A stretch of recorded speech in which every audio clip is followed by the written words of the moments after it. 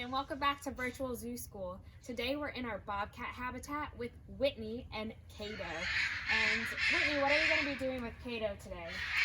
We are training her to exercise a little bit around her habitat. She is on a diet. She's getting ready for bikini season. So I try to make her catch some meatballs and then jump from platform to platform, trying to get her a little bit of a workout while she's eating. And what are you going to be feeding Kato today? This is AAA meat, the ground up meat that we feed them, and then also chunks of chicken, which she loves. We try to vary their diets a little bit, like it would be in the wild, and they also have a fast day on Friday when they get a bone or something to gnaw on because they wouldn't eat every day in the wild. Ready? Awesome. Let's watch Kato and her amazing abilities.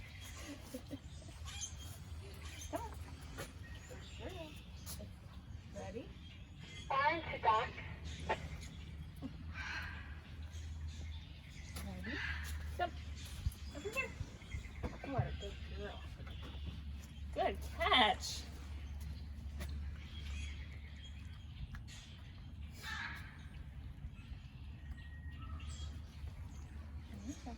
Right here. Come on, let's go. Good girl. She doesn't get all of them.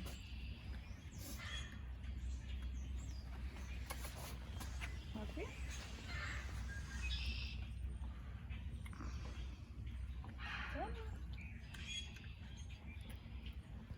Good girl.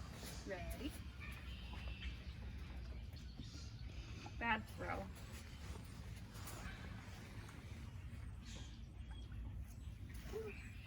Nope, okay. In here.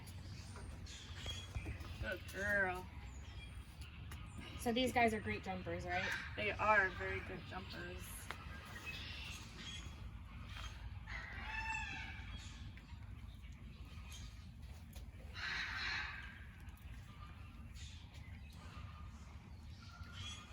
So we said these guys are great jumpers, right?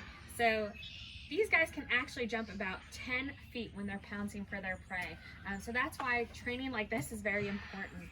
Catching the food, jumping to different platforms. It's a really good form of enrichment and training as well. And like Whitney said, it's a lot of exercise for them, which keeps them in great shape. We don't want our animals to become overweight. So Kato here, she is about 15 years old, which is pretty amazing considering that in the wild, they only live to about 7 or 12 years old. So her lifespan is actually doubled in captivity. The oldest captive bobcat lived to be about 32 years old, which is really impressive considering they only live to about 7 in the wild. Now, if you come visit us here at the Cape May Zoo, you'll also notice that Kato lives with another bobcat, Mr. Peepers. So Mr. Peepers is 16 years old. They're only about a year apart. And you'll notice right away that Mr. Peepers is a lot larger than Kato. And it's actually a really cool reason why. So Mr. Peepers is a northern bobcat and Kato is a southern bobcat. So bobcats actually range all across North America, from Vancouver to Mexico City. They're found all across North America. And the further north you go, the bobcats are going to be a little bit larger. The further south you go, they're going to be a little bit smaller. And that's because of something called Bergmann's rule. And Bergmann's rule simply says that if you go to colder climates, you'll find larger animals because it helps keep them warm. And when you go to warmer climates, you'll find smaller animals because that helps keep them cool. So it's pretty neat. These guys are also nocturnal, so they like to be active and awake at night, much different from us, right? We like to sleep at night, most of us. But these guys, they love to be awake at night. And if you come visit us at the zoo, you'll mostly find them lounging. They're a lot like house cats at home. They're about 2 times bigger than your average house cat, but they do have some of the same personality traits. They do love to be very playful. They love to sleep. So when you come visit the zoo, you'll find them most of the time sleeping on their platforms, in their hammocks. They love to rest. These guys are known for their bobtail. That's actually where they get their name. That little bobtail. And they look very similar to a lynx. Sometimes people do confuse them. but they live in different areas. Lynx are very much built for northern climates. And like I said earlier, bobcat can be found all across North America and even down into Mexico. So they're built kind of for all climates. No, you're not going to get that one?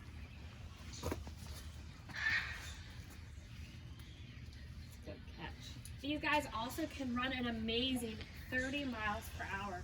And when they're running, they do something amazing as well. They actually make sure their back feet go in the same place where their front feet stepped in order to reduce noise. And that makes them excellent hunters. They are very successful in their hunts. They can actually hunt prey that is much larger than them. But to save a lot of energy, these guys will usually hunt things like rabbits, small rodents. They like to make sure that they have energy conserved, so they won't very often go after the bigger prey items. But they are carnivores. Like we said in the beginning, they're feeding Cato today some AAA meat and some chicken. We'll also feed things like chicken, whole chicken, little quail, sometimes rabbits at the zoo, just to give them a variety in their diet, which helps with enrichment and keeping them on their toes, which Cato definitely needs right now.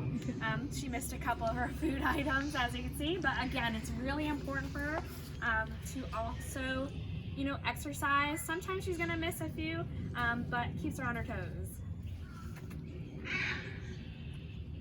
As we talked about in many of our videos that you've already seen, we do a lot of enrichment here at the zoo. So some enrichment Cato just got is some catnip. We put some of that catnip in a toy with little holes in it. She's rolling it around. She's getting all that catnip out and she's rolling around in it. As I mentioned in the video earlier, these guys are a lot like your house cats at home, just a little bit bigger and much more wild. But they do love the same smells. They love catnip, and it's a really good sensory enrichment for these guys. So she's gonna play with that. And in the background, you can finally see Mr. Peepers. I mentioned him earlier as well. You can see he's a lot larger. And you didn't see him in the first video because these guys do have to be separated when we give them food. Mr. Peepers was actually, unfortunately, someone's pet a while ago. Many years ago, and it's definitely not great to have these guys as pets. They are wild animals, and so he was rescued from that situation and brought here to the zoo. These guys are solitary in the wild, and they will only come together for mating, but these guys get along really well. Most of the time when you come visit the zoo, you'll see they're on separate platforms. They're hiding in different spots. These guys love to hide. Sometimes you'll find them hiding in this log, in their huts. You'll find them up in the hammocks. Hiding is something that they do very well because during the day they're gonna rest a lot and they don't want to be disturbed when they're resting. So these guys are also in here looking for their food. So Whitney, before the video started, we actually foraged some food in this habitat. And you've heard us say forage before. And that just means we hid some of the food around their habitat to encourage some natural behaviors. So Mr. Peepers had to look for some of his food. He found it just right here in this tree. Whitney hid some food, and that's really important because he had to climb up. He had to kind of go in that tree, sniff around, and find his food. Bringing out natural behaviors is really important for these guys. They are still wild animals, and we want to encourage those behaviors as much as possible. So you see he might have left some in the tree right there. He's trying to get to it. He's going to use those good back legs and climbing ability to find some more of his food. Your challenge today is to play your best game of hide and seek like a bobcat. Don't forget to hashtag us at CMC Zoo School.